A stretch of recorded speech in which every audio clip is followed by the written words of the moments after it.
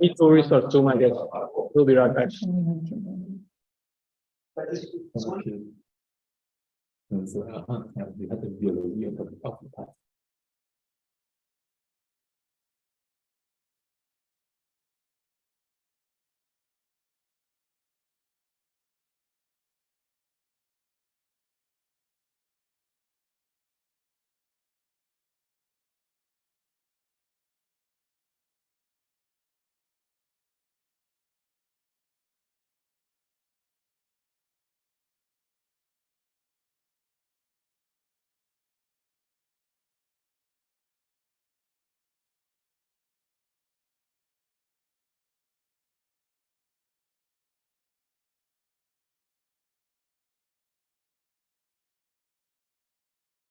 There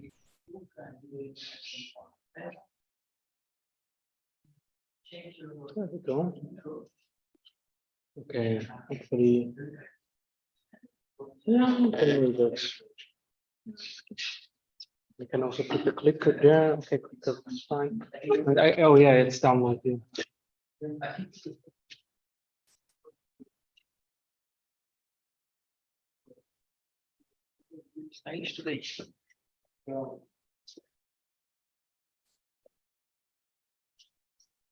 You need some help? You need me to teach you?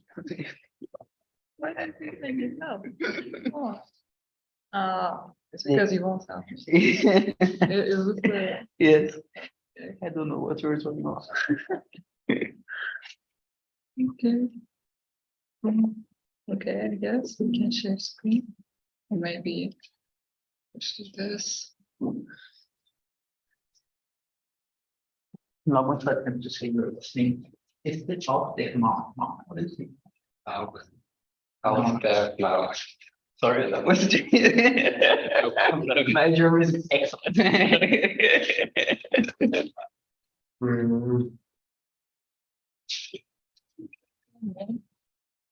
Okay. If you want to use this, also there's no way to do it. Let's just see this.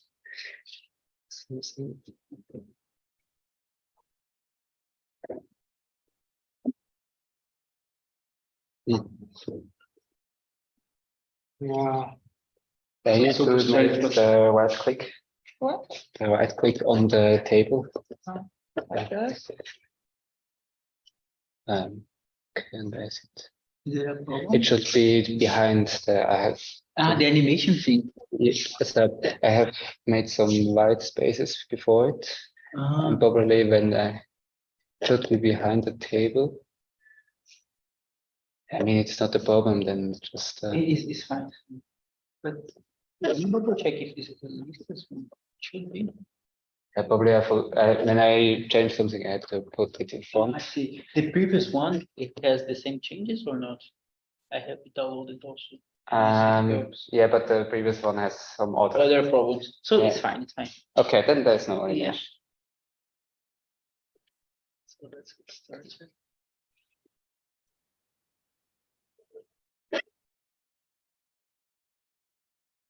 Don't know what we're seeing on Zoom.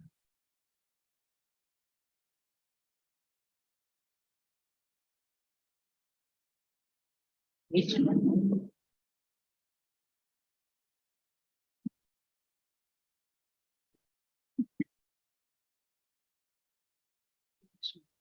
know where is the Zoom thing? The what? I cannot find the control. Okay, then I think it's shared. Can you guys see the screen on Zoom? What do you guys see? Yes, we can see. Yes, we can see the screen. Okay, great. So then it's good. Can you double check the point here?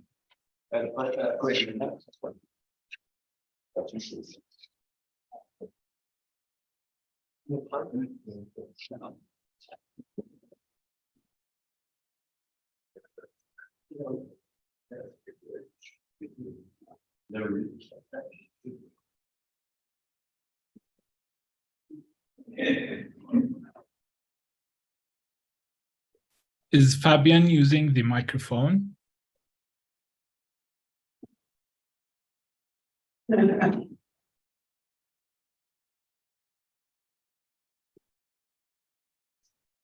Sorry, Mohammed, can you hear us well? Yes, is Fabian using the microphone? Which microphone? No, we are using the room microphone. Is there another microphone? Yeah, there's the fancy microphone, But we don't have time to set up the 5 fancy microphones. Is it fine? Oh, the sound over Zoom? Yeah, I'm not sure. Can you try to speak, say something, Fabian, from that distance? Yeah, I can do it like that. Get in front. Now, is it okay so like this? Yeah, I think it's okay. Yeah, go ahead. Yeah, then I will be near the microphone. Geraldo, feel free to introduce Fabian. Thank you so much. So welcome everyone to this seminar class. So today Fabian is going to talk about pLUTo, our work that we did and publishing last year's micro about process using the RAM, using lookup tables. So Fabian is a last year electrical engineer, a bachelor student, also taking some master classes, and his interests are in quantum computing, embedded systems, and programming. I hope you enjoy the paper and have a good talk. Thanks. I welcome everybody. My presentation about the new processing using memory technology, which enables the speed up of computing by using lookup table, so-called pLUTo. Beginning with a short summary. As you have already heard and know from previous sessions, the current computer architecture with its processor-centric design reaching its limit, and this is because of the amount of data which has to be sent from the processor to the memory and back again, and so on. Also in this paper, they try to tackle this problem, but from another approach. The idea behind here is that we do already some computations inside the memory, but not computation like we know from the CPU with the ALU operator. Instead, the idea here is now that we use lookup tables inside the DRAM, meaning if you have a task X and you want a result out of it, we just go looking inside of lookup tables and then see, there's the result of it already written, so we use this. This is the idea behind the pLUTo, and pLUTo has 3 variations with different trade-off depending of area overhead and performance, respective energy consumption used. You could have seen in this paper with the variation that pLUTo was massively better than the CPU, FPGA, and even the GPU. It was much faster and also much more energy efficient, consumes less energy than the other. It was also compared to other processing in-memory systems, and also comparing to them, it has some advantage, but did not outperform all of them in every case.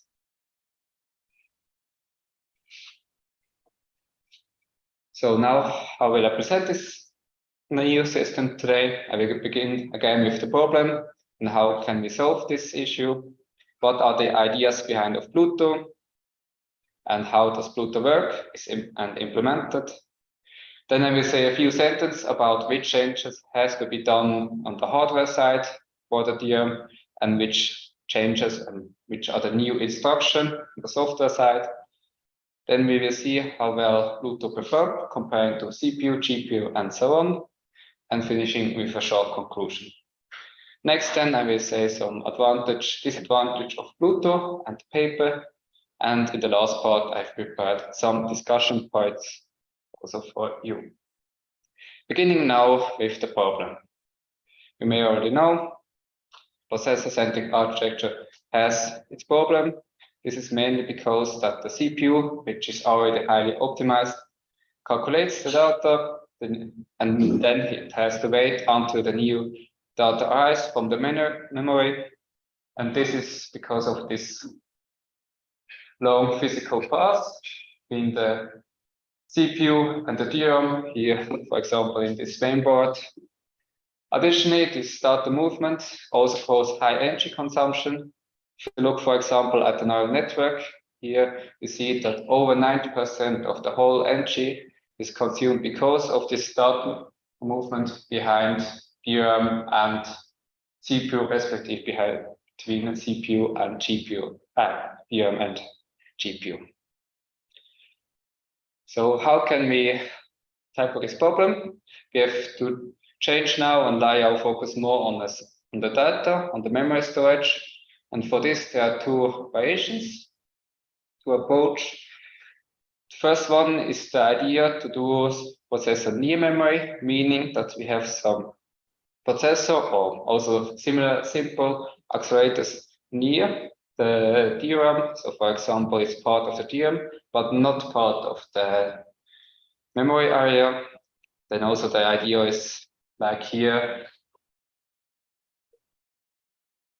using a different memory layer and below a processor, simple logic layer, or also be inside of memory controller. This approach has its limitations, mainly because of the technology limitation of the DRAM. So the scalability is highly limited, and especially for three-dimensional memory storage options, there's a highly limited areal and thermal budget, as it can't get too hot. Second approach, processor using memory. There is an idea that we do some computation inside the memory layers, inside the subarray of the DRAM, but without changing the hardware much. So the idea is not to implement any logic layer, instead use what we already have inside the DRAM and use it for some pretty simple calculations.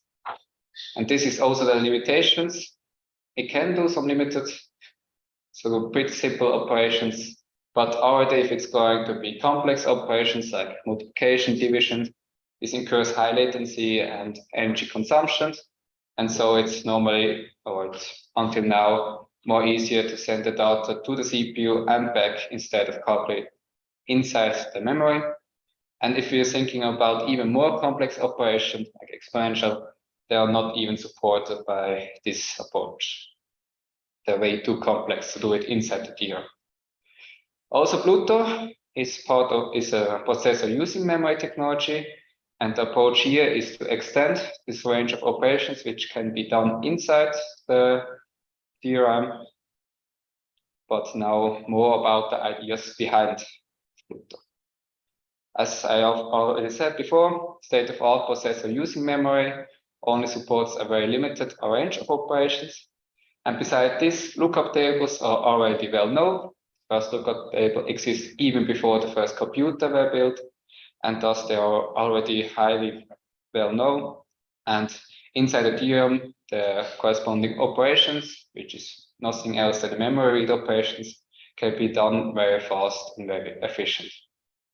With these two statements, we arrive at pLUTo, processing using memory with lookup tables operations. So what is the core function of pLUTo? The core function of pLUTo is the pLUTo lookup table query. Normally, when we have our CPU, have our input X, we send the input X into processor. Processor will do some fancy stuff, and then we got our result. The idea behind pLUTo is similar in the way that we have an input and we want an output, but we don't have any kind of processor, ALU, or something else. Instead, we have a library with so-called lookup tables. So when we have now the input X, well, we send it to the library, and there we search the result inside these lookup tables, and so we got our result as output. So pLUTo is nothing else than replacing normal computation with a memory read operation. So how pLUTo works. Before I say this, short overview over DRAM. We have here DRAM module with its several chips. Each chip consists of different banks. Like in the DDR3, there are 8 banks. DDR4, there are already 16 banks, corresponding with the input-output logic. Each of these banks now then consists, of course, again with a global row decoder and row buffer, but has these subarrays, the corresponding local row buffer. And inside this subarray is then the two-dimensional array where the data is stored inside this cell. pLUTo itself is located inside the subarray, and thanks to its proximity to the memory, to the cells, it enables massive file bulk execution, which helps for a pretty well performance of pLUTo. So what we want from pLUTo? For this one, here a simple example, we want to know the first, the second, the first, second, and the fourth prime number in this order as an output. So this is our input. And corresponding to this, we have the lookup table, here a pretty simple one, which stores the first 4 prime number at the index 0 to 3. And so our input vector then contains the index. So if you want the second prime number 3, then we have the index 1, and so on 0, 1, 3. This is our input. Now, what does pLUTo? pLUTo has as well this lookup table, where it has only the result of it and the corresponding index inside stored in the DRAM. And from there, it not computes, but it searches the corresponding output. So if we have now the input 1 index, we see here we have the corresponding prime number 3, and this is our first value in the output. So next value is number 2, again at prime number 3, and lastly we have the fourth prime number, number 7. What is the structure of pLUTo? pLUTo itself, you remember from before, we have this source subarray with the local row buffer. The input vector, vector x, as you seen here before, is stored then inside the source row buffer. So the index before 1, 0, 1, 3 is then stored here. Lookup table itself is stored inside the pLUTo enabled subarray. And here, each value inside this lookup table is stored multiple times. So first value stored in row 1 and so on. Each of these rows then is activated by the pLUTo enabled row decoder. This one consecutive activates each of these rows. And if a row is activated, it is stored inside the pLUTo enabled row buffer. And additionally, this row decoder sends the index of the currently activated row. So if the first row is activated, sends the index 0 to the pLUTo match object. The pLUTo match object then compares the row index he receives with every value he got inside the source row buffer. And if there's now a match between a value, so if we have the first row and the first value is also 0, we see, okay, we have a match. Then the value inside pLUTo enabled row buffer at this position is sent to the flip-flop buffer and stored then temporarily. This flip-flop buffer is only for temporary storage. Then all rows are consecutive activated, and when then every value is tested and sent to the flip-flop buffer, the whole operation is finished. And so the vector inside the flip-flop buffer is sent to its designated subarray. Let's have now a closer look into the pLUTo part, and for that we use the same example as before. We have the lookup table here with the prime numbers as an input vector 1, 0, 1, 3, and as output vector the 3, 2, 3, 7, the values we want to know. So what makes pLUTo? First, it stores the input value, the index fit inside the source row buffer. The lookup table itself will then be stored inside the pLUTo enabled subarrays. And as you can see, we have an input length of the vector of 4. So we need 4 copies of each element which has to be stored in this subarray. Each of these rows, the subarray, is then activated by the pLUTo enabled row decoder, one after the other. We now look at the first case. First row is activated. So we have the first row stored inside this pLUTo enabled row buffer, and the index of the currently activated row is then sent to the pLUTo match object. pLUTo match object compares then index with every entry in this source row buffer. And when we have now a match, like here, you see, second element is a match. The value here from the pLUTo enabled row buffer is then sent to the flip-flop buffer here below. This is the first row, how it works, and then second row is activated. Same procedure. So we have here row 3 stored again. Here the comparison, and resulting in the flip-flop buffer, we have 2 new values, the new 2 new 3. Third row, you see it's no match, but in the last row, 7, we got our last value, and then we have our output vector 3237 as we want to have. And this is the whole operation of the pLUTo lookup table query operation. Of course, then this vector is sent to its destination. So which additional hardware has to be used? First, there are 3 different pLUTo variations. Each of them has a different trade-off between area of additional hardware use and energy efficiency and performance. The one with the least additional hardware used is the pLUTo gated sense amplifier.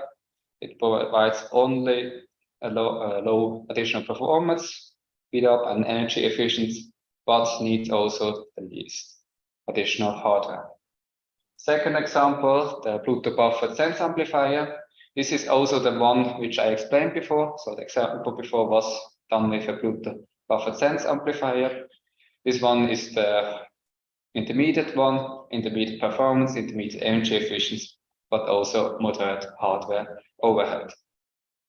Best performance we got with the pLUTo gated memory cell, but this one is also the one which needs the most additional hardware.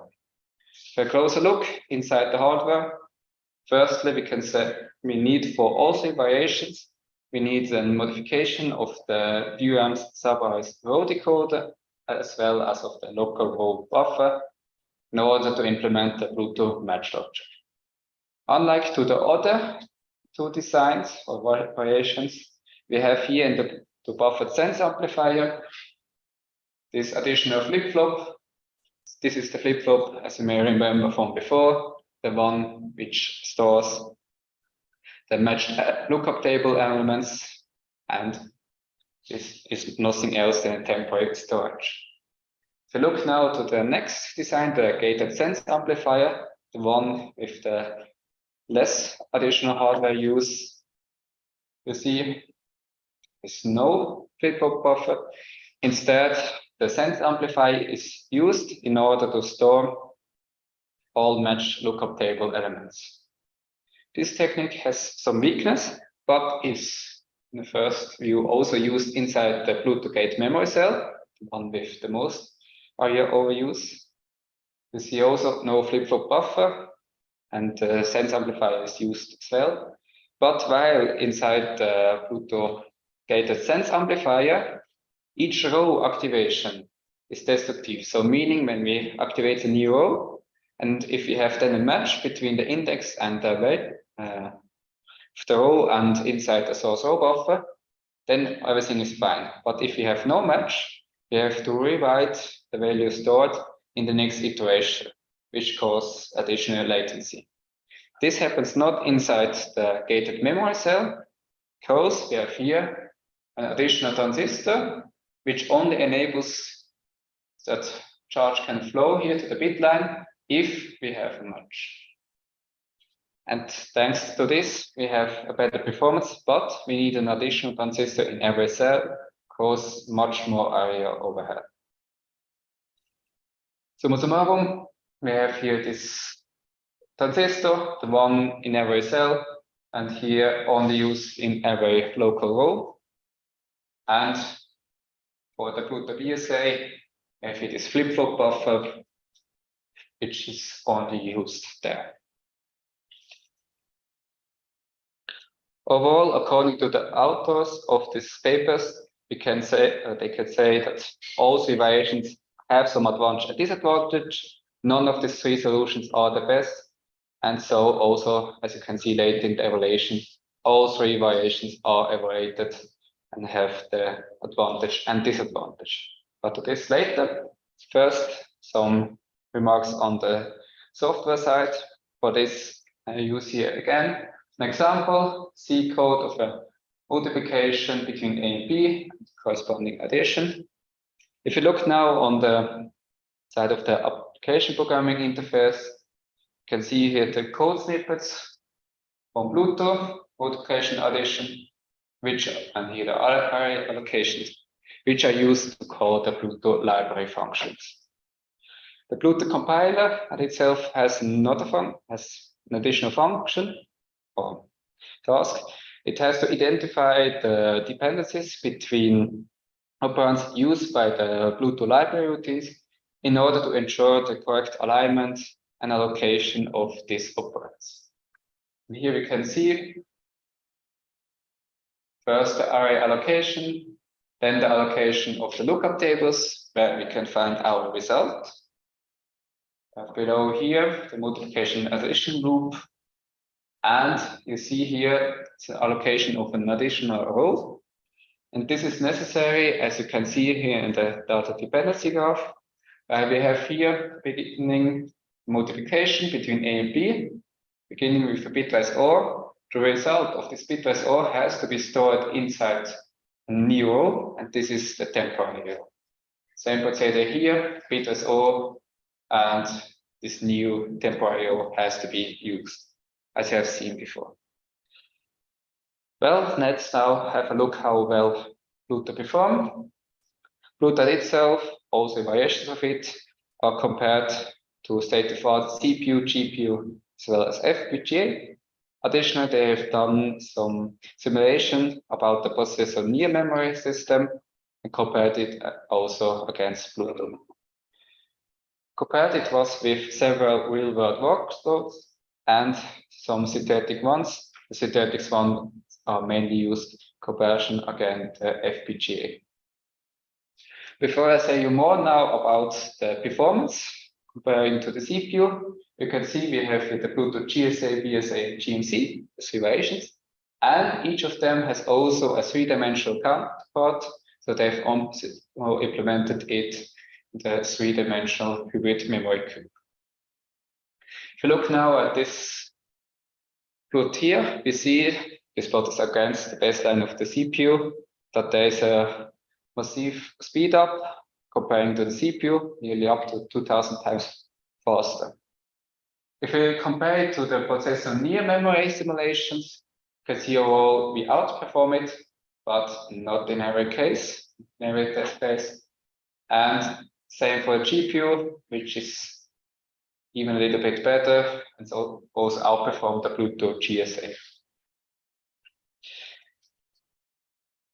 Next, if we now look, comparing performance per area, also again, baseline is a CPU, we see it is also a massive speed up comparing to the GPU. So the GPU is not even really better comparing to the CPU. And so we can say that pLUTo is especially efficient if we look now also to the additional hardware which is used. We can see that the three-dimensional variations are more efficient than the DDR4 variations of pLUTo. This is mainly because that the three-dimensional variations in this hybrid memory group, the speed up, the row activations can be done much faster, and additionally the hardware, the area available in this three-dimensional way is much bigger, and so we have here a better performance comparing per area. A little remark on the two test cases also on PC. Both of them are very memory intensive, meaning that they need to send much data from CPU or GPU to DRAM and back. And we can see here now this bottleneck of data movement, because the performance of GPU is very bad. And this is simply because of the data which must be sent from the GPU to the DRAM and back. And so we have this bottleneck of data movement. If you look now or compare pLUTo against FPGA, we have here some other test cases, more simulated one. You can see as well that it outperforms the FPGA clearly. And we can see here also which cases pLUTo is better and less good. The most gains can be done here with this binary counting 4 and the image binary. This is because the lookup tables for these two operations is pretty small and thus pLUTo can be very fast. Instead, with the multiplication 16, there is a large input width used, and so pLUTo isn't that efficient doing multiplication 16 comparing to the FPGA. Still better, but not as much as the other. If I look now at the energy consumptions, here the same image more or less as before. It outperforms both CPU, which is here the baseline, and the GPU being there. Here the one-dimensional variation is better than the three-dimensional variations. And you can see here in this one-dimensional variations, you see there's nearly no difference for SALSO and CRC between the three pLUTo variations. This is because that the RowHammer activation, which makes the biggest difference between these two variations, is used for these two test cases, SALSO and CRC, not many times used, and so we don't see really a big difference. Last important part, the additional hardware used. We have here the normal DRAM architecture, and we can see already for the pLUTo GSA, around 10.2% additional area is used. This is mainly because of the match logic, which has to be implemented, one which has to be implemented for all three variations. The pLUTo buffer sense amplifier, we see here an additional hardware overhead. And this hardware overhead comes from this flip-flop buffer, this secondary row buffer, which has to be implemented, leading to an area overhead of 60.7%. This one, I think, is pretty clear why it comes from there.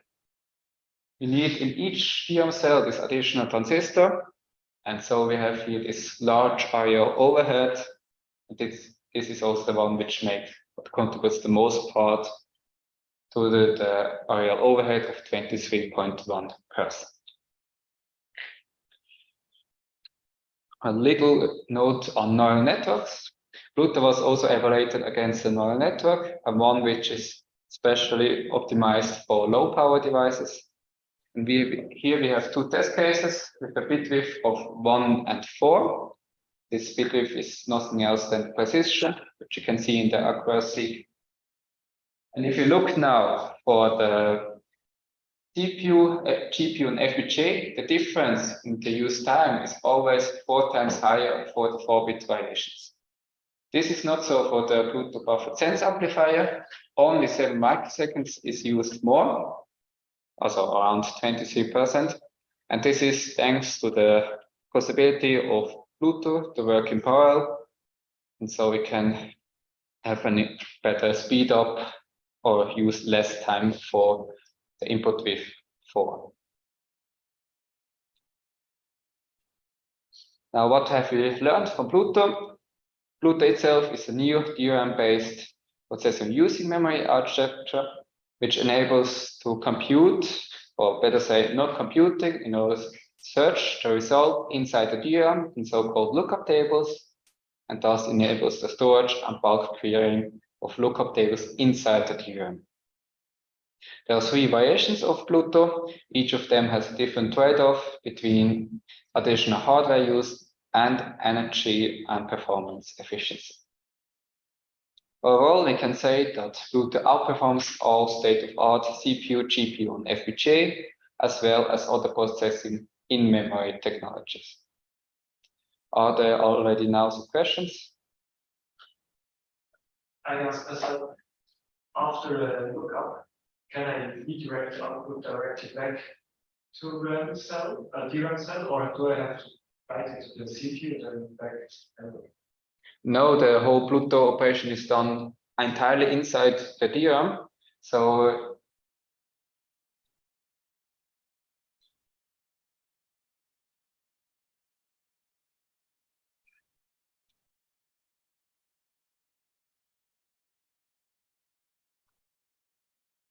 here, when the value is stored inside the FF buffer, when it's finished, it goes to the next sub area. So wherever it has to go, it is sent to the next designated sub area. So it stays entirely inside the DRAM.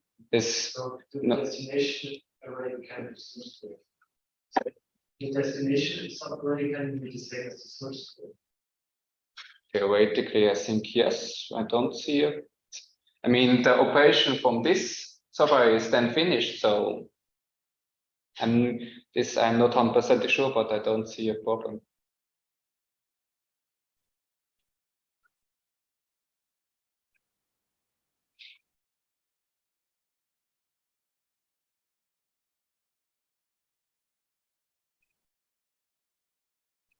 Well, other questions? Does the Mutlu architecture support all complex arithmetic operations that are not supported by traditional processing using memory? For example, back to the example about the prime numbers. If you're searching for a prime number that's not stored in these lookup tables, how would the architecture behave? The architecture at itself does not change because the architecture just enables to search inside a lookup table. And theoretically, we can set up a lookup table for every operations. But I think for some operations, it doesn't really make sense, especially for complex with a bigger area. Theoretically, I think possible, but I don't think that then it makes sense to use too much time and chip efficient. Maybe to his question, when you show the example, what kind of calculations are you doing? Are you computing the weights and then storing them in the lookup table? This I don't really know. It's just provided inside the paper where they have, I think they made like in the workloads all, so the whole neural network based on a pLUTo simulation. So, but this one I don't really know exactly which one they have.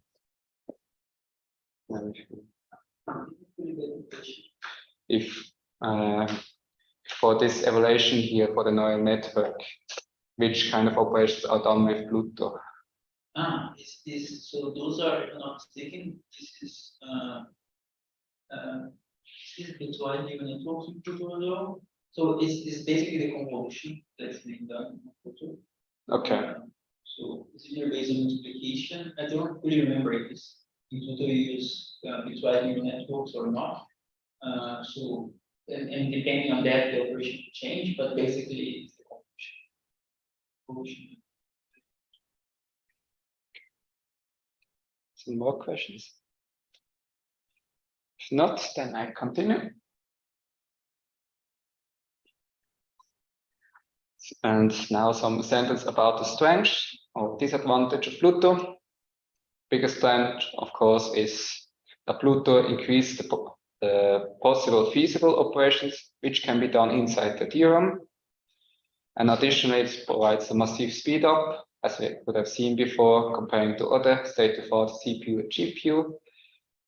And the paper at itself gives a good detail how pLUTo works, what has to be modified in order to enable it, and how does these changes looks like. Additionally, we could have seen out of this paper that changes to the DRAM are not that much, and so it can theoretically be adapted into every DRAM cell or DRAM chip without changing much of its original design. But there are also some disadvantages. I say pLUTo has increased feasible operations, but still it's only a very limited range of operations where it even makes sense. Could already seen before in the multiplication that the performance isn't that well, and with more complex, this wouldn't make any sense anymore doing it with pLUTo. Furthermore, some questions are not yet answered. So, for example, how does, when we use additional hardware for pLUTo in order to enable it, how then looks the performance of DRAM in its core function, namely storing fast memory and data. Then second is how efficient is pLUTo in terms of cost.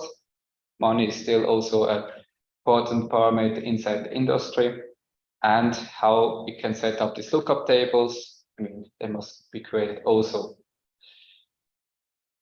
Then there's also some space for improvement. One idea is, or one approach is, can we combine pLUTo with other processing using memory or processing near memory systems, and how well they perform together?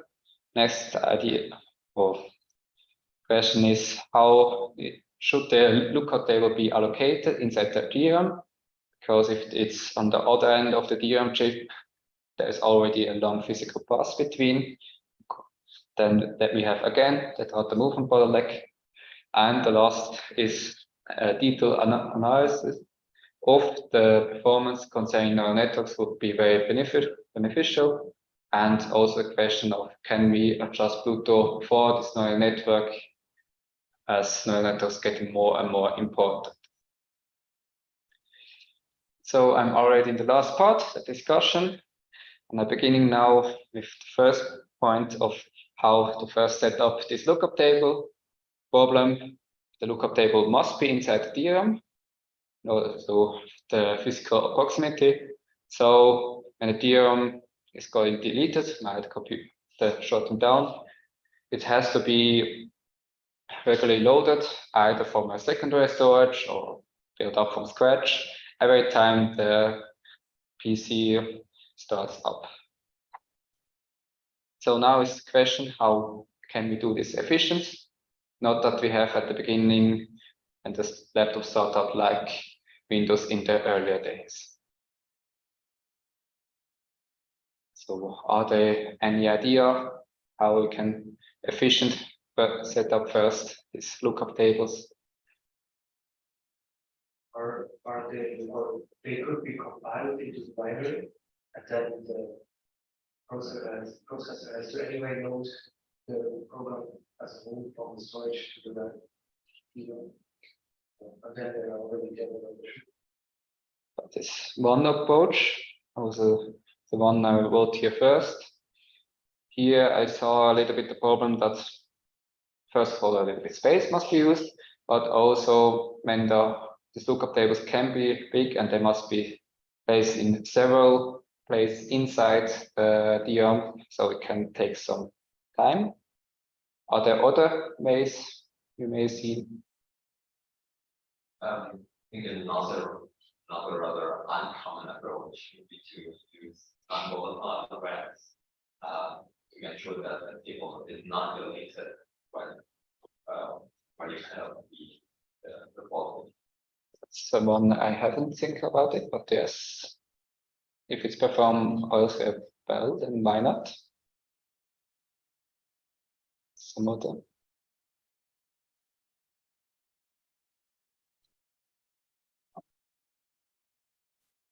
And you could recalculate that at every startup, but if that really is faster than building. Yeah, that I saw too, because when you have to calculate all these values and there are a lot in the end, it takes minutes until the processor or the PC is started.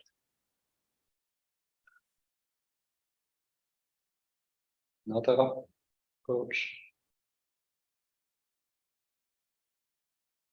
Well, I thought when I wrote this about the third one, that we can calculate the values first time when we need them inside the CPU. It has to be done once, and then storing inside lookup tables. But this is in my way too much complicated, and may also lead to a worse performance. In the lookup table, it's less optimized and less sorted. My opinion, I think they may need a combination of A and B, but probably when there is a non-volatile DRAM option, it could be also either in combination or this. Since it's a discussion they had, in today's systems, usually there's little memory, and pages are not loaded to they get access. So wouldn't the version C of this already exist? So that part of the program where the loop and keys are stored isn't loaded until they get access. Anyways, that's how I understand the memory works. Yeah, I know what you mean. I remember this too. But yeah, in some way, yes. Especially if we store them first. I mean, I don't know if this pLUTo thing is also page like own memory, or is it some separate memory, or if it's not used, what would happen to that part of memory? If then still can be used as normal memory? No lookup tables, as I understand it, is it's like any other memory inside the DRAM. But yeah, in these terms, yeah, the third option is already. I think we might also use kind of speculative pre-fetching as an extension to the third solution to like predict which values might be used in the near future, pre-fetch them to reduce the likelihood of not to wait until you actually use them, but pre-fetch them. And might be just an extension to the third. See what I mean? Yeah, that would be Like it's a cache. yeah. Good ideas. Are there any others? It's not made the next discussion point. Already told before, there are other processing in-memory systems. Now is the question, can we combine them? I mean, each of them has his own area where it's good. So now is the question, which one is best, or combination of which one is the best. Short saying, the in-DRAM is another. I think the predecessor of pLUTo has another approach. in-DRAMs at itself provides an additionally a flexible mechanism in order to support the implementation and the user-defined operations. In the evaluations, they have also evaluated pLUTo against in-DRAM. There we could have seen that pLUTo is better in more complex operations, but for pretty simple ones was in-DRAM better. And the last option here process on near memory architecture. Like when you have here several memory layers below a logic layer, and each of them are stored inside a vault. And each vault is operationally and functionally independent and can thus work as a processor near memory system. So what do you think? Would you just use one of them? Or you may know another one, or you will want also to combine them.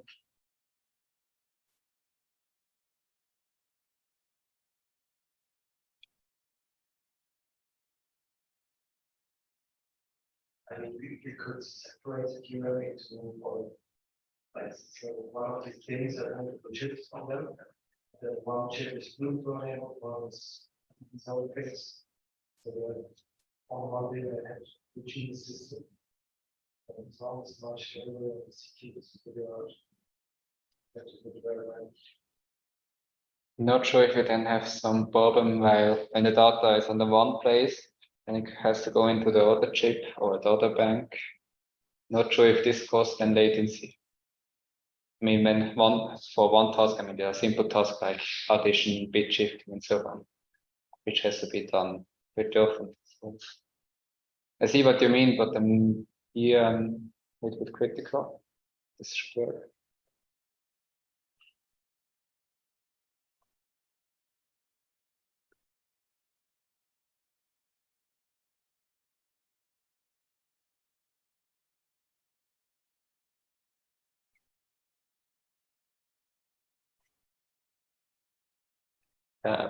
I thought the combination, but do both, as enable inside bank subarray both the pLUTo and the in-DRAM. So you can use in-DRAM, which I think should be working alongside of pLUTo for the pretty simple task, and use pLUTo for the slightly more complex task. It's similar to something you said before, but I wouldn't separate it into different banks. And I thought for the last part of all other frequently used operations, but for ones which are not supported by in-DRAM or pLUTo, you can use this additional logic layer of processor using memory. So this one, this additional logic layer, and do some computations. So this was my idea, but yeah, I'm not 100% sure how well in-DRAM and pLUTo works together. I think this should work. Is it actually possible to use any kind of operation with a processing tier memory? Like if you have any budget because your tier memory is possible to do any kind of operation? Or are you will you depend on the processor?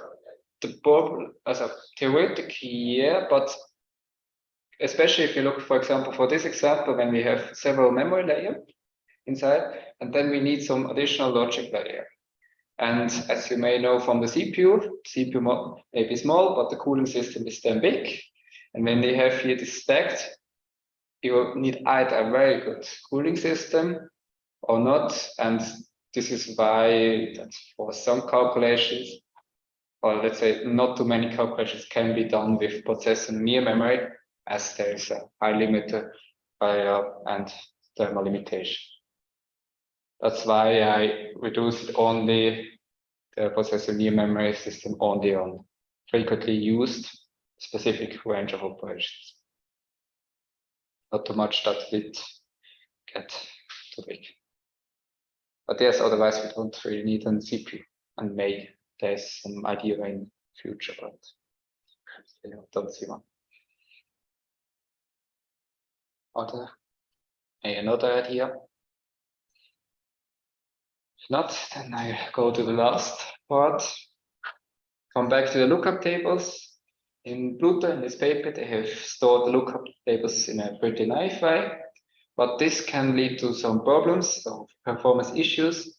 If now the lookup table is in another bank, for example, and you have sent the lookup table the whole way to the DRAM chip until it receives at the designated place, then there is much delay unnecessary, and so we need a kind of control mechanisms that ensure that the lookup table is stored there where it's needed, respectively the data is stored where the lookup tables are.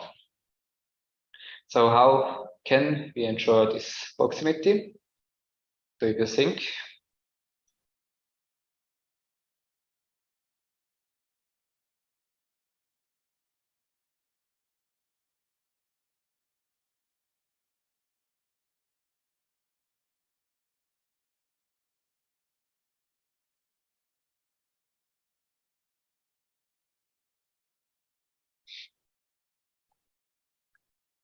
Yeah, I have to look as well. One idea provided inside the paper is just to use the memory controller.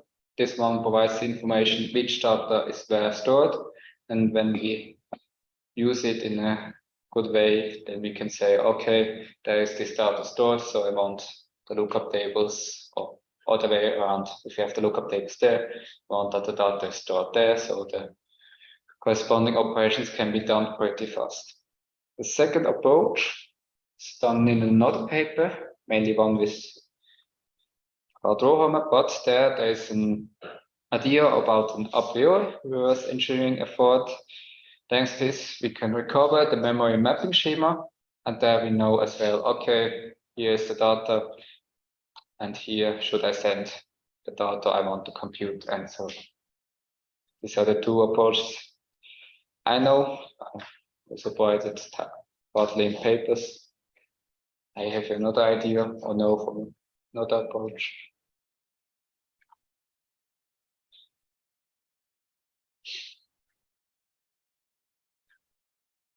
Well then, yeah, are there still any questions?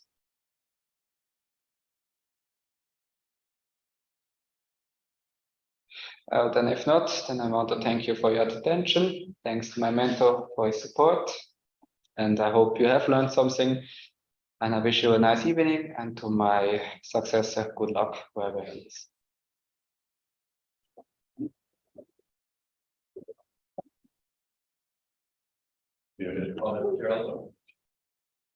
So I think my main comment is that the not necessarily about the talk, it's about Pluto in general. I think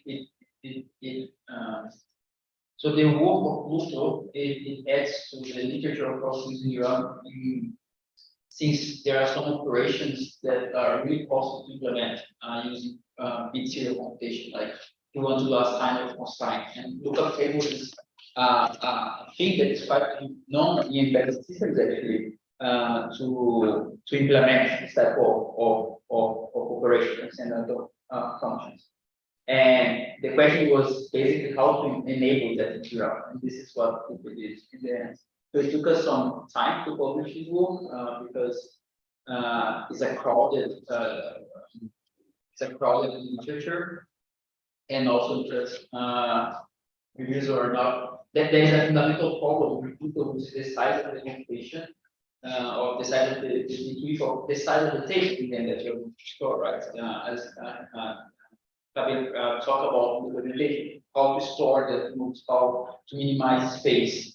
And what happens if the data is not there? It was one of the questions that were asked. And all of those questions are valid questions, but there are solutions for that, for those things. In the literature for embedded systems, and also in the literature for other type of systems. Now the question is how to enable that in DRAM. So there is still a lot of research that can be done to further improve and make it more efficient for other applications as well. So that's my overall comments. Yeah, that's good. And I'll make a comment too. You gave a very good presentation. Thanks. I think a lot of the topics you touched on, how to deal with the lookup tables, fit them, lay them out, etc. Those are the real issues. Make this really work in the end. But I will mention one thing: scaling up to very large lookup tables is an extension point for Pluto, right? That's something that needs to be done. It's always tough to change the DRAM. Pluto proposes different kinds of changes, as you mentioned, right? With different levels of intrusiveness. So I like the comprehensiveness of that, but unfortunately, not all reviewers are open-minded. Let's say, I think this paper was rejected 7 times, not 7 or 8. I think I published it maybe in the end, but you can see it's even though there was nothing really like wrong with all the rejection points, were I would say more minor issues. People just didn't. Sometimes it's hard to convince people that some ideas should also get published so that people will work in that area, right? But I like this idea in general. It's good to explore what else can you do in the DRAM that's more sophisticated, than simple operations. Without, of course, adding a lot of logic. Here we don't add a lot of logic, but we had a substrate to do computation. Okay, cool. We can move on to the next.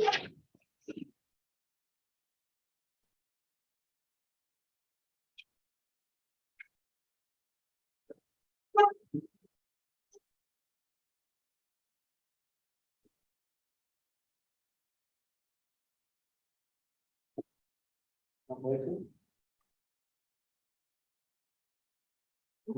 try again.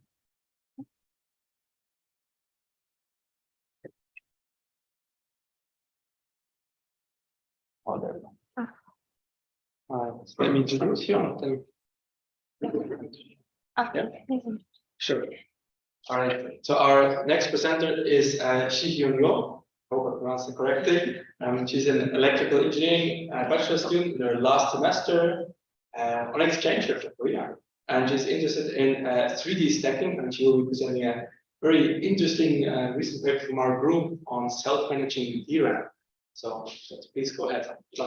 Thank you for introducing me.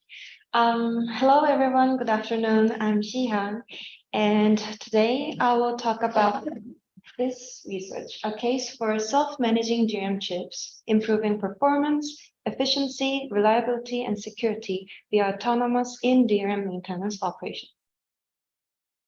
So this paper is mainly about maintenance operations. So why maintenance is so important these days? Do you have any clues? All right.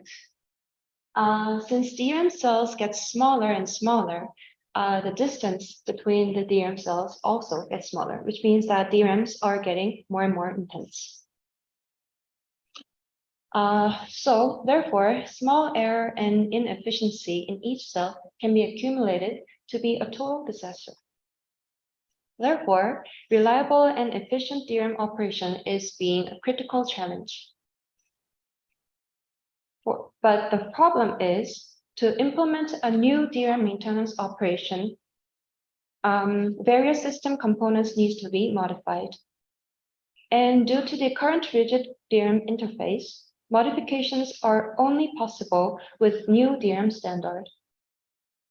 But it takes a long time to develop a new DRAM standard, so progress in DRAM systems gets slower. So the goal is to ease and therefore accelerate the process of implementing new DRAM maintenance operations. And this paper suggests more efficient in-DRAM maintenance operations. So the key approach is to implement a new flexible DRAM architecture called SMD. And SMD allows to implement new in-DRAM maintenance mechanisms with no change in various system components. And also, the SMD-based maintenance mechanism that this paper suggested achieve not only speed up, but also consumes less DRAM energy. Okay, throughout my presentation, I will go through these kind of points. And let's start with the background. Does anybody know how a real DRAM looks like? Okay. Yeah, this is the picture of actual DRAM. And I think you may have seen this high-level structure when you were studying computer architecture. So to go further, this is the cross-sectional view of the entire computer architecture. And when you see the front side, you can see the DRAM bank, which looks like this. And in a DRAM bank, there are many DRAM chips. And in a DRAM device, there are many DRAM banks. So this picture actually corresponds to the front view of this architecture. And please keep in mind that memory controller stays there outside of the DRAM chip, separated and connected via data bus. So back to the high-level structure, CPU and memory controller are connected to DRAM ranks via memory channels like this. And a DRAM rank actually looks like this. And as Fabian introduced well, in a DRAM rank, there are many DRAM chips, and in each chip, there are many banks. And banks consist of subarrays and row buffers. And in that structure, there's finally DRAM cells, which consist of one transistor and one capacitor, which makes the system really compact and makes the DRAM cells really small. Okay, and data bits are stored in this capacitor. So when you zoom in the DRAM subarray, the yellow cells indicates the DRAM cells, and red triangles indicates the sense amplifier, which are the row buffers, and the gray box stands for a row, a DRAM row. From now on, I will introduce how assessing DRAM operations are done. First of all, to perform a DRAM access, a row must be activated or opened, which means it loads rows data to the row buffer. And it is done by act command by memory controller. And secondly, the data in the row buffer becomes accessible by read and write command, and it is also processed by memory controller. And lastly, the memory controller closes the open row by pre-charge command. So in summary, memory controller contains logics to read and write to DRAMs. And I will move on to the periodic DRAM refresh operations. Since each cell encodes information in capacitors, it suffers from data leaks. So stored data is corrupted if too much charge leaks. So we need refresh. And to ensure data integrity, all DRAM cells are uniformly refreshed every refresh window. And the refreshment is basically done by memory controller when it issues refresh command. Yeah, so memory controller contains logics to refresh the DRAM. There are three main DRAM maintenance operations. First one is the periodic DRAM refresh, and it is to preserve data from data leakage, leaky capacitors, as I told you from the slide before. And DRAM cells are periodically refreshed every 64, 32, or 16 milliseconds, according to some conditions like temperature. And second main one is the RowHammer protection. If a DRAM row is repeatedly accessed, the DRAM row nearby it can be suffered from the RowHammer vulnerability, and it is due to the electromagnetic interference. So there are several mechanisms to fix it. And for example, target row refresh identifies possible victims and try to fix it. And the last one is memory scrubbing. Individual memory cells are so small, so it is vulnerable to cosmic rays and alpha particle emissions. So we have to read the entire memory and go through an error connecting codes and write again to the same location. So basically, it all contains some logics to refresh or read and write, and memory controller contains that logic. So conventional DRAM systems makes memory controller to be in charge of all kinds of maintenance operations. This is called rigid DRAM interface because all the memory maintenance operations is completely relying on memory controller. So changing maintenance operations needs changes of memory controller design and also maybe DRAM interface. And these changes are only possible with a new DRAM standard. So I will talk about why developing a new DRAM standard takes so much time and effort. This is because of the JEDEC, a kind of council, and all the DRAM manufacturers should agree about that kind of changes. And what are the changes can be? Like they can include the actual physical differences, but they can also include some other differences like assigning new meanings to already existing comments or signals, or introducing new comments or introducing new signals. So it means that even if there are no physical changes, they have to all agree about the changes in the DRAM system and memory controllers. So the goal is to change this rigid interface into flexible interface so that So therefore, SMD gives freedom to DRAM manufacturers to develop or choose maintenance operations without changing DRAM interfaces.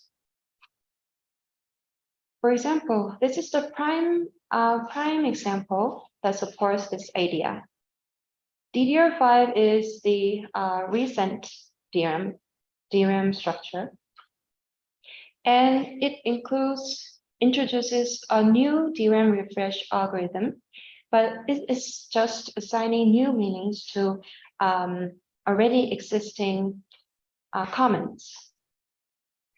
And also, it introduces a new RowHammer protection refreshment management comment, and this may require new signal.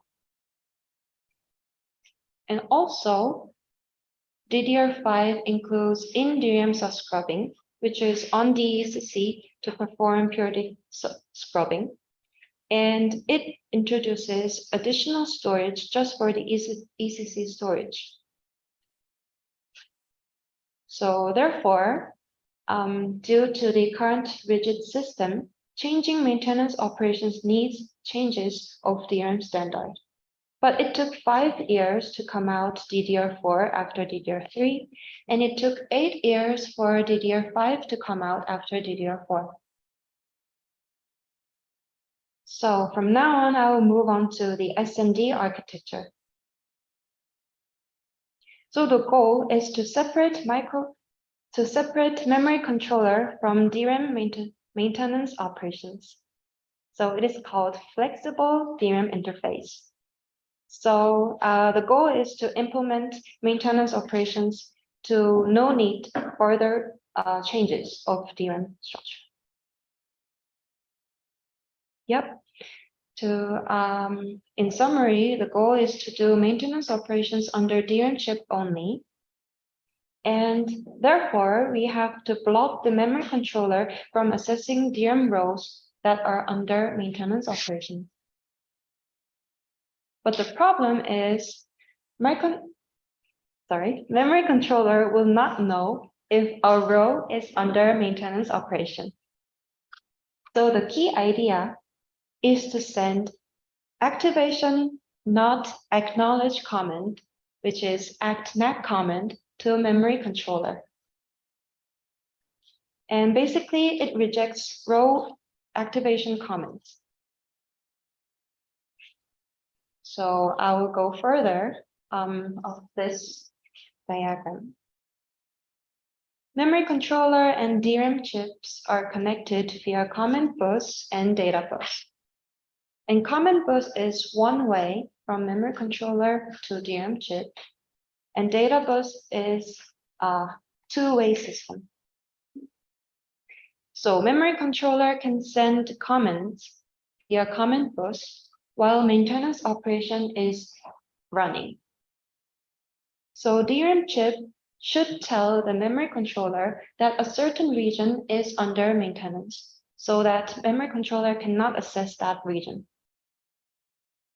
So this paper suggests to send actNack command from DRAM chip to memory controller to reject activation command, so that memory controller cannot access to that region.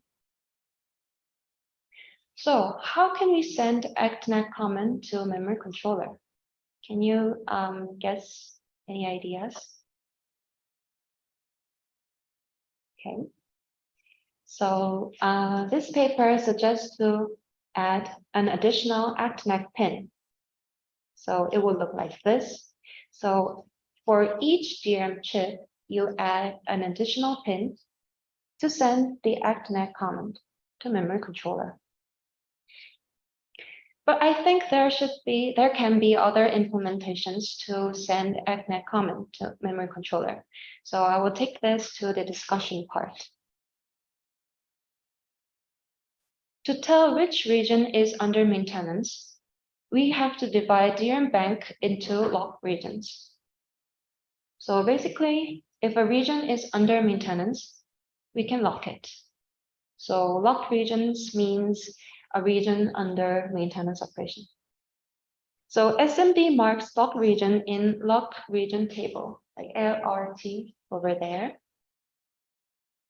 And if an ACT comment targets through the locked region, SMD rejects it by sending ACT-next signal to MC. So if you look at here, you can see the DRAM bank is divided into many lock regions, and there are corresponding lock bits in the lock region table. And SMD will look up this lock region table and tell if a corresponding lock bit is locked or not, or locked or accessible, and tell and send ACT-next signal or do nothing. Okay, from now on, let me explain the high-level operation of SMD. Let's assume that the memory controller attempts to activate a row in bank 0, lock region 0. So if an ACT comment is received, SMD search the corresponding lock region table, and if it finds out that the corresponding lock region is locked, it sends ACT-next signal to a memory controller. Therefore, the ACT signal is rejected. And then, after ACT retry interval, after a slight amount of time, since ACT signal is rejected, memory controller will try again to send ACT signal to DRAM. So basically, it performs the same step again and again. So when another ACT signal is received, it will search the region in the locked region table. And if it says it is locked, it will send ACT-next signal again to reject this. But if it says it is available, which means that maintenance operation is now over, it will do nothing to just receive ACT signal. And then a memory controller can finally access to that region. And I think this is a discussion point to set, how can we set the ACT retry interval? Like, I mean, how long the interval should be. So I will take this to the discussion part. Okay, from now on, I will introduce several SMD maintenance mechanisms that are introduced in this paper.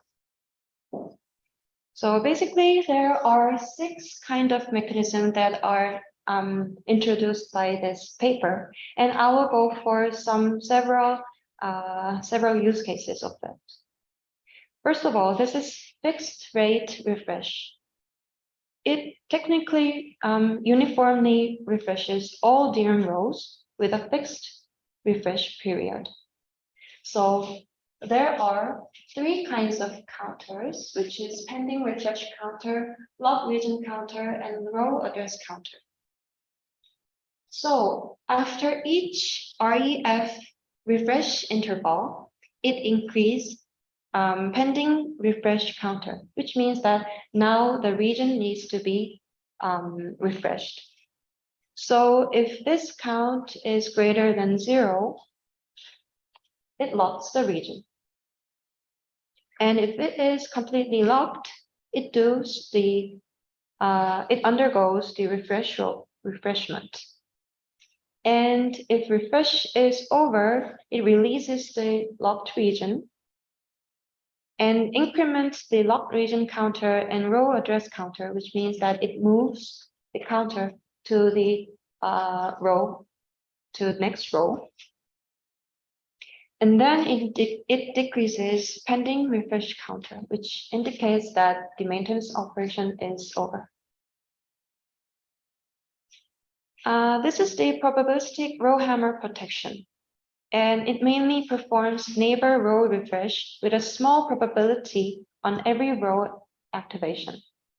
So whenever activation is ACT signal is received, it marks the activated row with a small probability to the marked row table.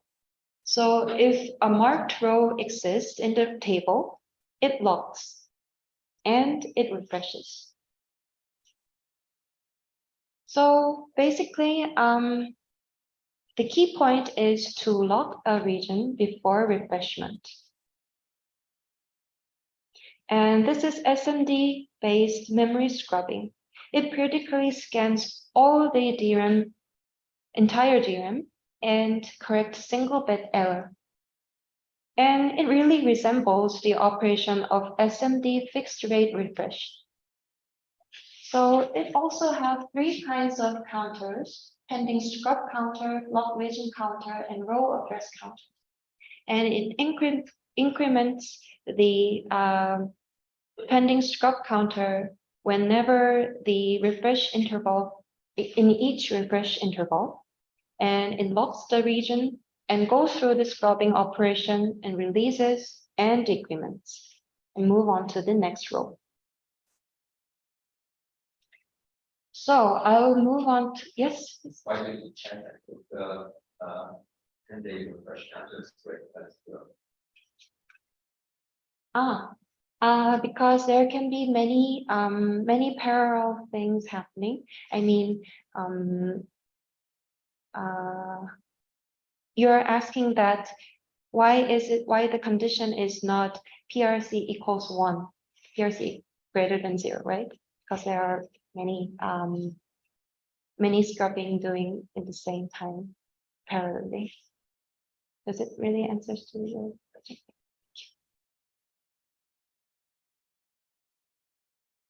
Okay.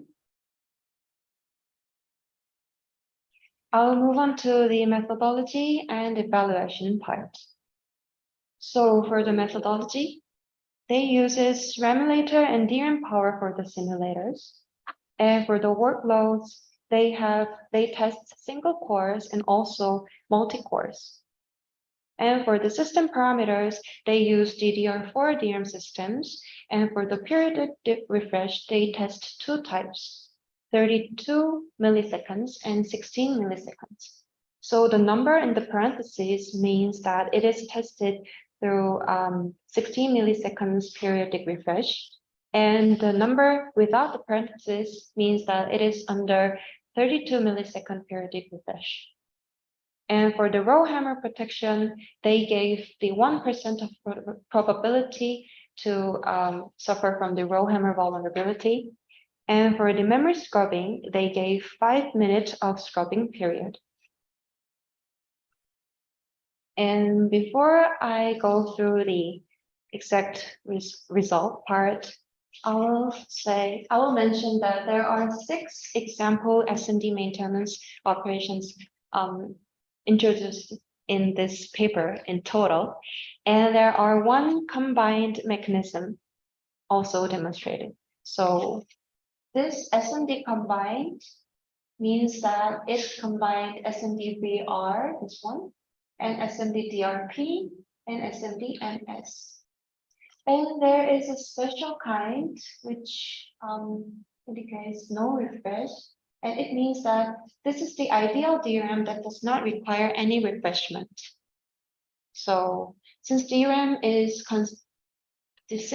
cells consist of a capacitor, it has data leakage, but it is just an hypothetical DRAM that does not suffers from any kind of leakage. Okay, this is the single core performance. And these are the workloads, and this is the mean. And from here, it says that there are 44 single core workloads, but there are only 22 workloads here, because this is the workloads which has at least 10 cache misses. And these are the mean of those 22 workloads. And this is the mean of all 44 workloads. So these achieves 8.7, 99.2, or in the parentheses, it means that it has the refresh interval of 16 milliseconds. They achieved speed up, this amount of speed up. And also, it achieved almost the speed up of no refresh, the hypothetical DRAM system. And for the 4-core performance, in the x-axis, there is 4-core low memory intensity, and this one is 4-core medium memory intensity, and this is the 4-core high memory intensity. So basically, it also achieves speed up, and this was also almost achieved speed up by no refresh, the ideal one. And this is kind of interesting because the performance benefits become bigger as the memory intensity of the workloads increases. And for the energy consumption, this is single core energy consumption for 4-core low density, 4-core medium density, and 4-core high density. Please note that an ideal maintenance operation should effectively improve DRAM reliability and security so that it uses minimal system performance and energy. So it uses less DRAM energy compared to the DDR4 baseline. And this is mainly due to the reduced execution time due to because it don't have to move data from memory controller to the DRAM, because it undergoes the maintenance operation only inside the DRAM.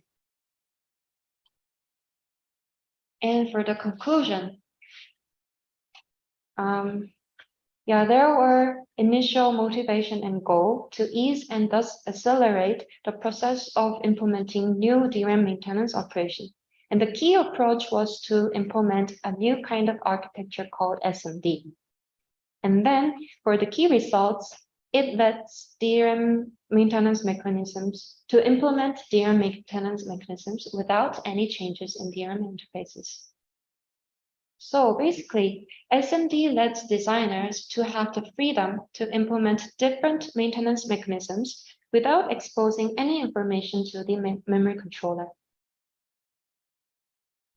So until now, I've talked about backgrounds, goals, and mainly most of the contents in the paper. So do you have any questions so far?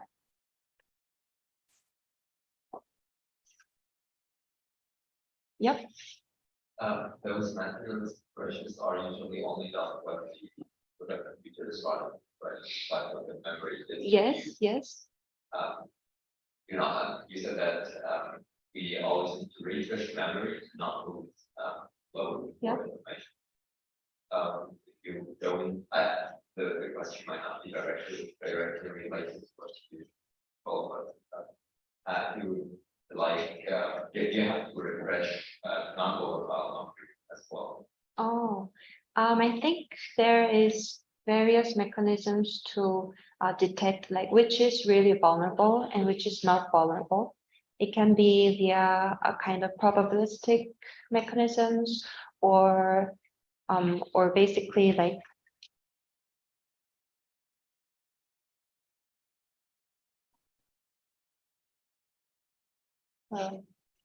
this also introduces some probabilistic mechanisms to find out which one is really vulnerable and not, so that it can save some energy to not refreshing the non-vulnerable ones.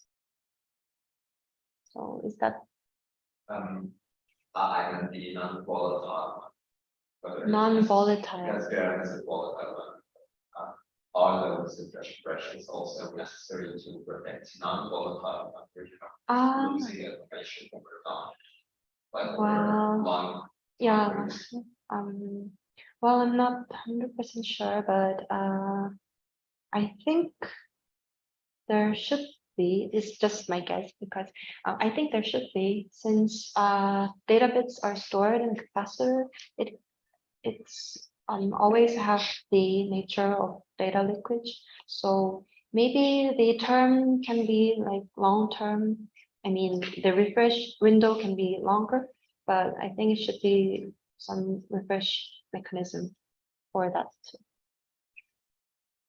Thank you. And is there any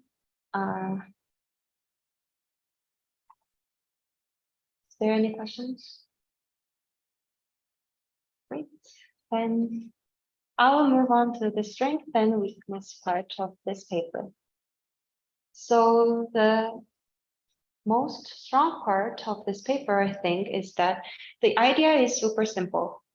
The idea is just to separate the DRAM and maintenance operation so that it can do the maintenance operation only in the DRAM chip itself.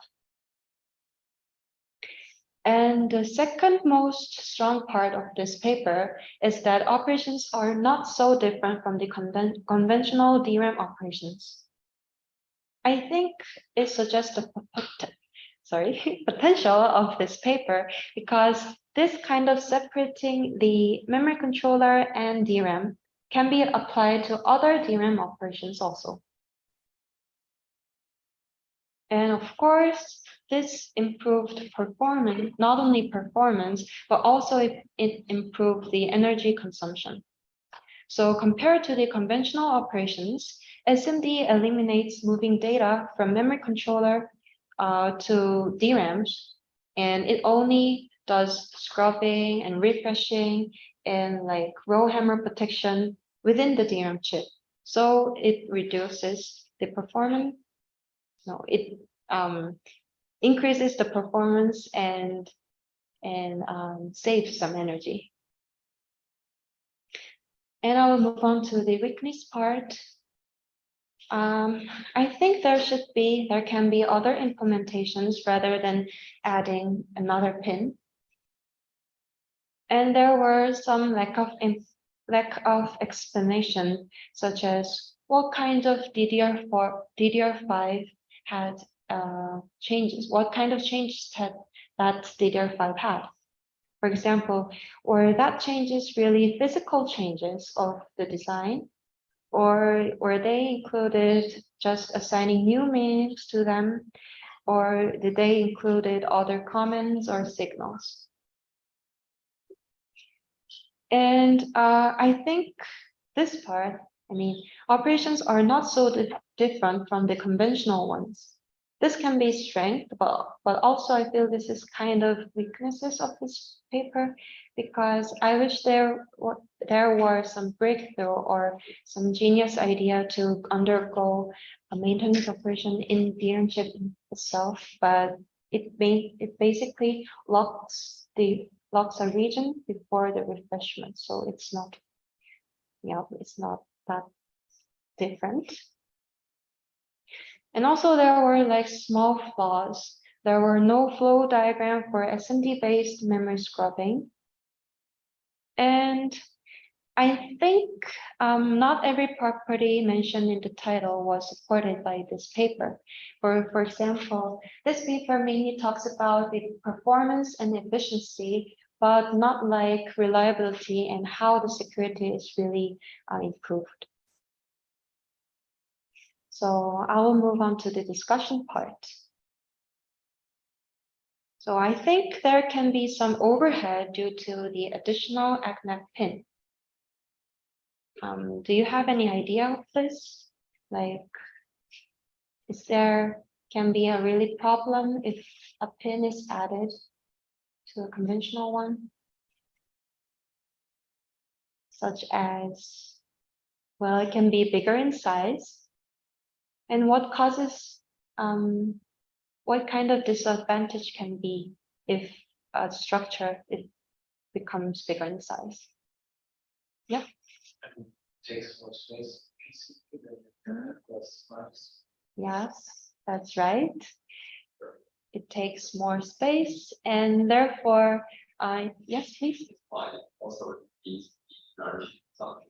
Yes, of course, it can use more energy, and it's not packed in a small, in a limited amount of space. So it will be like maybe more costly for the manufacturing. And are there any ideas? Yeah, that's great.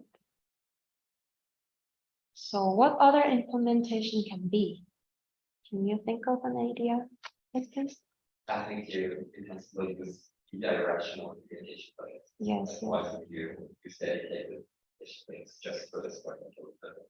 You can maybe use the same communication link that's used by the memory controller to send that information once. Yes. Thank you. And are there any other ideas?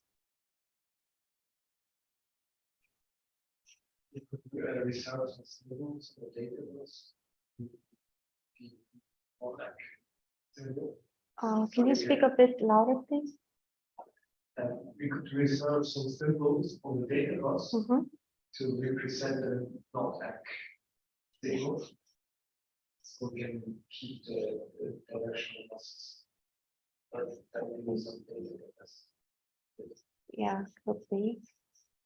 Okay.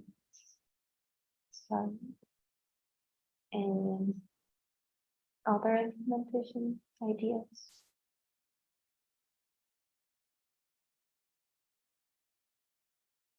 Yes, so I thought of a few ideas.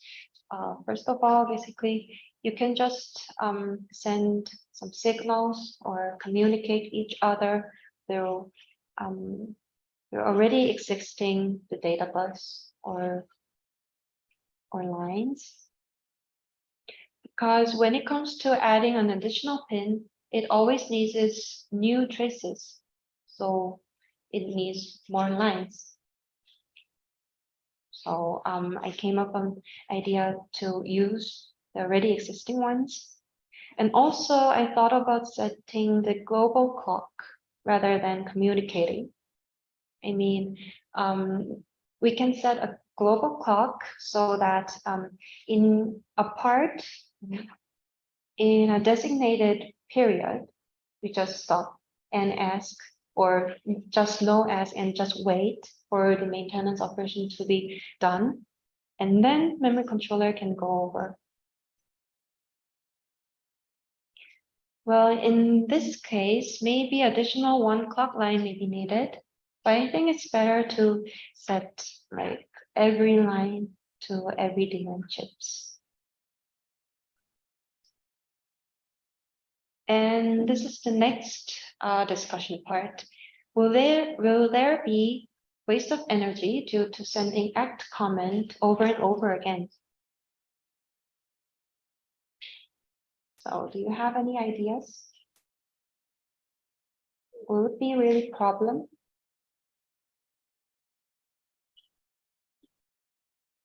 Yes. I mean, some stuff perform was over that. Does in additional kind, it does increase the communication on that, but the memory controller this like this overloads the memory controller with tasks that can be avoided. You can maybe use like a push model, like you can instruct the memory to build over the data the memory controller wants. As soon as the manifest expression is done, without having to repeatedly send those information. Yeah, I think that's a good point, because they always have to set ACT retry interval very properly so that it can access to the DRAM as soon as the maintenance operation is over. Great. So, yep. And how do you think, how long the interval should be? So, I mean, what if it is too short? What if the interval is too short? Yes. I don't think it's problem. Then we just get it all not act. Yeah. And then wait again. Yes, that's right. maybe it can consume energy more, like by asking act again and again. And then what if it is too long? What if they have to wait for a long time to ask another act? Is there any ideas? Yes, please. Yes, will increase the latency for the Yes. that we need to wait longer to get the data. Yes, that's right. Yeah, it will be a waste of time. I mean, memory controller have to ask act to assess that region. But if the act retry interval is too long, it will be waste of time because it have to wait. So even if the maintenance operation is already over, you have to wait. So the assessing the data will be like slower. So this is basically a design choice. So there is a trade-off.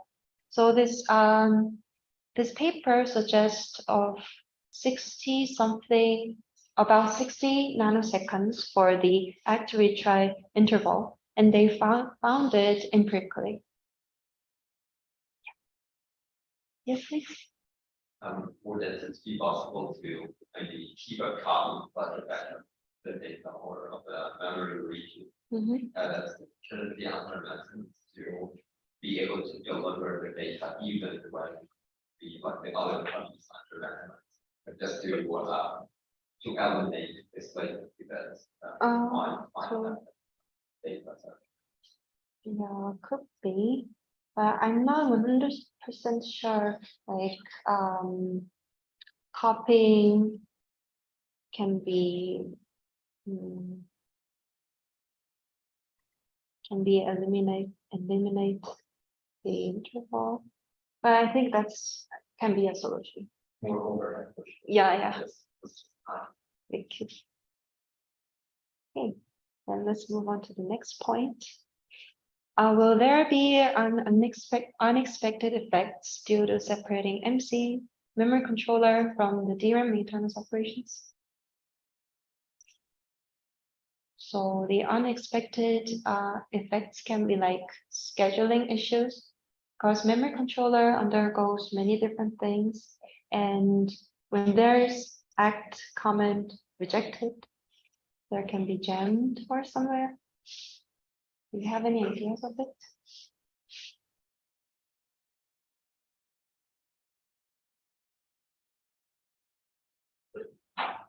Yes, please.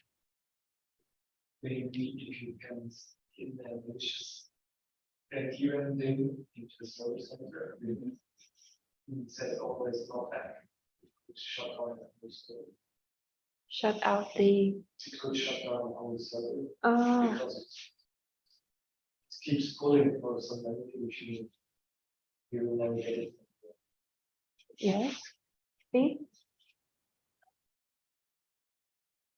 Yeah, to eliminate like gems, it could be like. So the scenario is like, what if memory controller assesses data and undergoes some kind of operations, such as like read and write operations before receiving ActNect comment? There can be conflict between data because one maintenance operation wants to fix it and memory controller wants to read or write, so there can be gems. So this paper suggests to send ActNect before the activation latency. So it means that whenever memory controller sends a comment, it waits for a time. It waits for activation latency amount of time after this comment is sent. So it can ensure that will it send the ActNect comment or if it does not do anything. Yeah, so can memory controller expect act rejection then?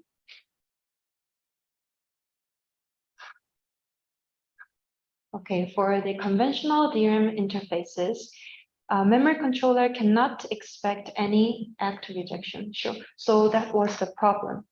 So therefore, memory controller have to control the maintenance operations also while doing other things. But since there is now ACT-NACT comment, memory controller can now expect there can be ACT rejection. So therefore, memory controller and DRAM maintenance operation can be separated, and the memory maintenance operation don't have to rely on memory controller. So that was the key point of this paper. All right. Do you have any questions so far? Yes, please. After the hint that you mentioned for communication, the memory controller, that those in-memory methods, especially that are completely decoupled with the memory controller, do they require any additional hardware methods? Well, I'm not also sure about this because I really don't know well about how the hardware works. Like, will it need a new hardware for a new comment or new signal? But I think it depends on which DRAM you use, and also, for example, like DRAM 4. I read an article, and according to that article, DDR4 needs actually additional pin to send a comment or signal, but the DDR5 can send a new signal or comment without a pin. So yeah, I think it depends the structure. Do you have any other questions? All right, if there's no questions, I will end my presentation. Thank you for my mentors, and thanks for your attention. Yeah.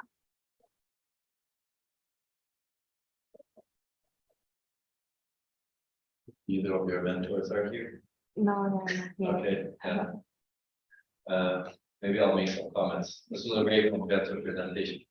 Right? I think all the presentations this semester have been quite good. So, I've been trying to provide some feedback, but it's not always possible. So if you want some feedback, let me know. So overall, it was quite comprehensive, and I think you touched upon interesting issues. As you can see, it's very difficult to change. I will correct one thing that you mentioned. In JEDEC, it's not just the manufacturers who need to agree. It's everybody who has voting power in JEDEC who needs to agree, which is much worse than just manufacturers agreeing, as you can imagine, right? Because that includes some random memory controller manufacturer who does not have the latest process or the resources.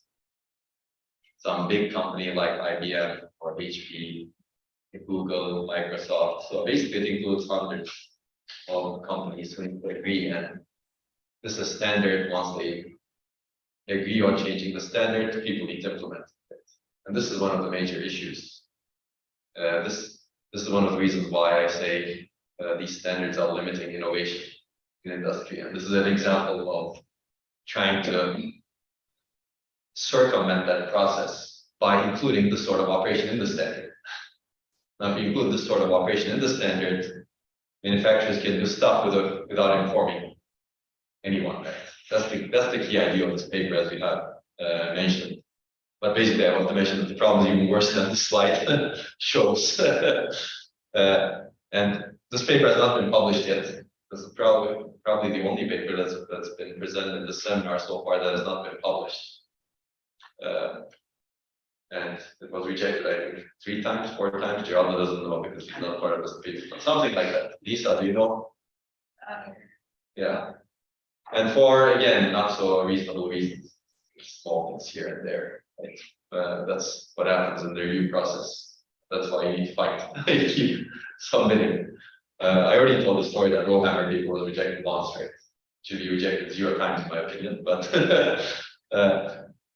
But yeah, it's difficult to basically, initially at least, make people think differently, in my opinion. It does introduce issues, no question about that, like you mentioned, right? How do you do the memory schedule? But I mean, you cannot handle everything in a single paper. You can imagine things doing to be done, like what you suggested, right? And once you have this ACK signal, then you can use change memory scheduler to take that into account. But these are doable, in my opinion. The question is, what does this enable? It enables a lot of old techniques, like what you criticized, which is true. But who knows? Maybe it enables some new techniques as well, right? Internally. Now, if the DRAM chip has some freedom or breathing room, as I call it, who knows? Maybe you can do a lot of other things in the DRAM chip. Now, of course, I think the concern has been partly political also. Even when we get the reviews of this paper, I'm assuming actually some of the reviewers maybe from industry who doesn't want this sort of idea to, let's say, surface. Political in the sense that there's a fight between memory controller and memory. Who should really own the memory controller function? Some folks don't want to give up the memory controller function, and these folks are people who manufacture memory controllers, which is part of the chip today. And they don't want to give up that memory control function, anything at all, let's say, to the memory side. And this paper says otherwise, right? Some things should be done on the memory side where you have the expertise and manufacturer knows how to do it much better than how to do it on the memory controller side, right? That's the argument.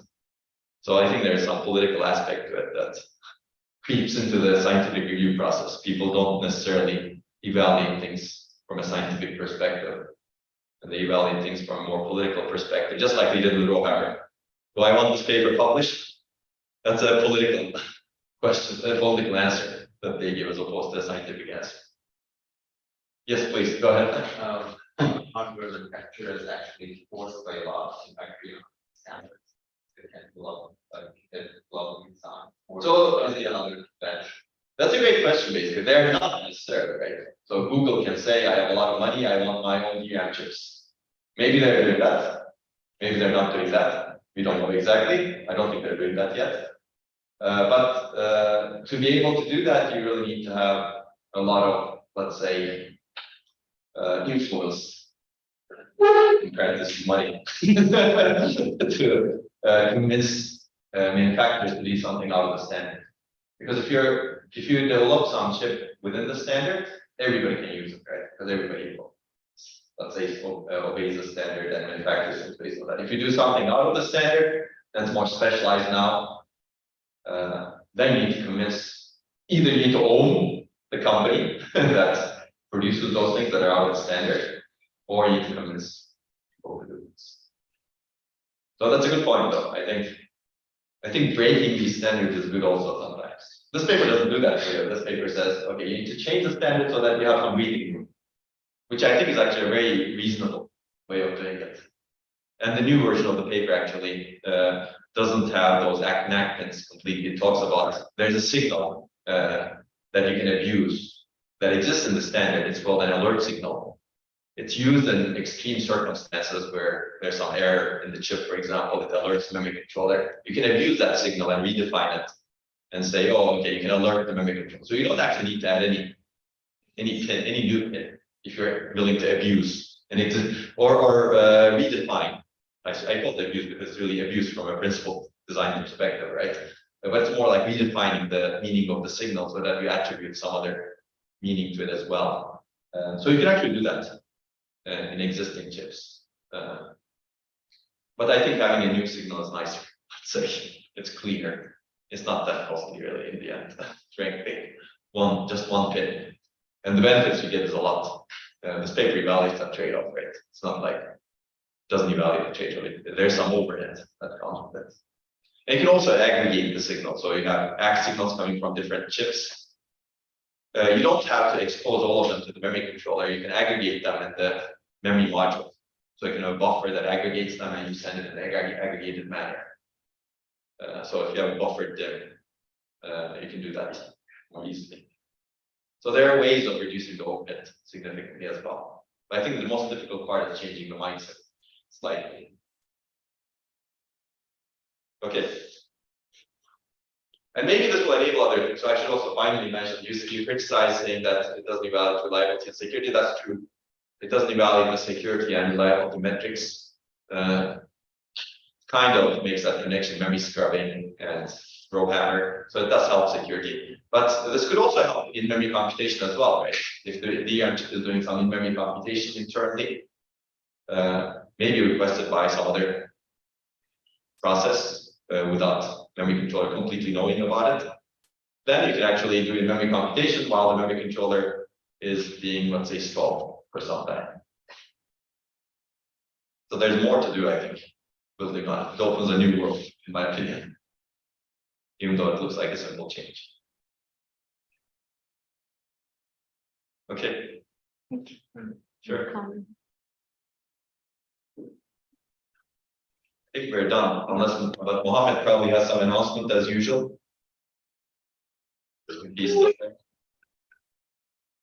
Yeah, please take the evaluation, the quiz, right after the lecture. You have 24 hours as usual. Thank you so much, everyone. Can I just leave it like this? Yeah.